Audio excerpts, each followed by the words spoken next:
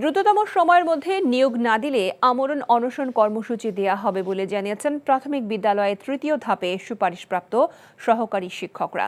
শনিবার দুপুরে জাতীয় প্রেসক্লাবের সামনে লাগাতার অবস্থান কর্মসূচি থেকে তারা এই হুঁশিয়ারি দেন। কর্মসূচিতে অংশ নেওয়া সুপারিশপ্রাপ্ত সহকারী শিক্ষকদের অভিযোগ, প্রথম দুই ধাপে সুপারিশপ্রাপ্তরা কাজে যোগ দিতে পারলেও তৃতীয় ধাপে সুপারিশপ্রাপ্তদের নিয়োগ অন্যায়ভাবে আটকে দেওয়া হয়েছে।